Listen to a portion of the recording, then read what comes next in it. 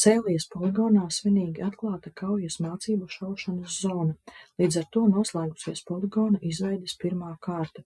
Tā dos iespēju pilnvērtīgi īstenot militārās mācības, pielietojot kaujas šaušanas munīciju.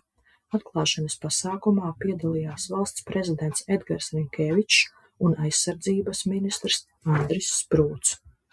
Sēlijas poligons šajā ziņā ir būtisks, lai pirmkārt nodrošinātu mūsu bruņoto spēku karavīru apmācību procesu, otrkārt kļūtu par Baltijā lielāko poligonu, kurā arī mācīties un trenēties mūsu sabiedrībām. Gan komandieris, gan mēs visi citi bruņotajos spēkos darīsim visu, lai izmantojot šo jauno un mums ļoti vajadzīgo mācību vietu, mēs traucētu vietējos iedzīvotājus pēc iespējas mazāk, bet mēs traucēsim. Būs troksnis, būs militārās tehnikas pārvietošanās. Tad kādreiz mēģina uzburt stāstu par to, ka arī vietējām pašvaldībām un iedzīvotājiem būs kādi ekonomiski labumi, jo kādi treniņos piekusuši karavīri kaut ko paēdīs te. Un tad, kad jauna bāze uzcels, būs papildus darba vietas un viss tas ir taisnīgi. Bet mēs saprotam, ka viņš tā bināri matemātiski nekad nesaliksies. Mums būs patiešām vajadzīga jūsu izpratne par to, cik svarīgi mums ir trenēties tieši pietuvināt tam, kā kara laikā mums būtu jādarbojās. Mums citas iespējas, kā to darīt, nav, kā trokšņot un pārvietoties. To, kā notiek mācības, varēja vērot arī atklāšanas pasākumā. Karavīru uzdevums bija atklāt un neutralizēt pretinieka autokolonu. Tika pacelti gan kaujas, gan izlūkošanas droni. Varēja vērot arī to, kā droni tiek izmantoti pretinieka dronu pārtveršanai un iznīcināšanai. Iespaidīgākie demonstrējumi bija saistīti tieši ar desanta izsēdināšanu un pretinieka aizturēšanu.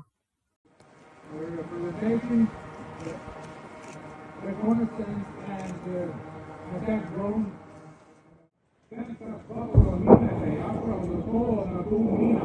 Vai sellainen pretnie, neljottam nueron appi. Tummien säkro, käänny miinus, tulee applaudot pretnie, niin fred.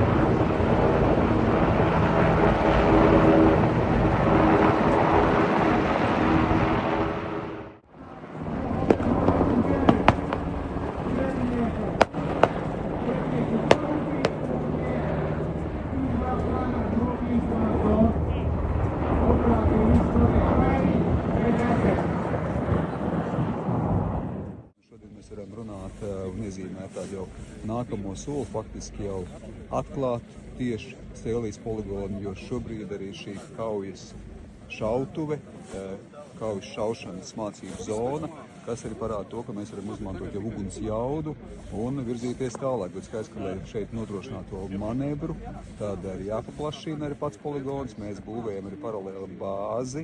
Tātad šeit tiks izvietot arī valsts aizsardzības dienas karavīri, nevis sabiedrotie. Tā kā bāze un poligons turpinās paplašināties, bet mēs varam teikt, ka šodien tiešām nozīmīgi vien mēs atklājam ar šo šaušanu, jau parādam to, ka poligons darbojās.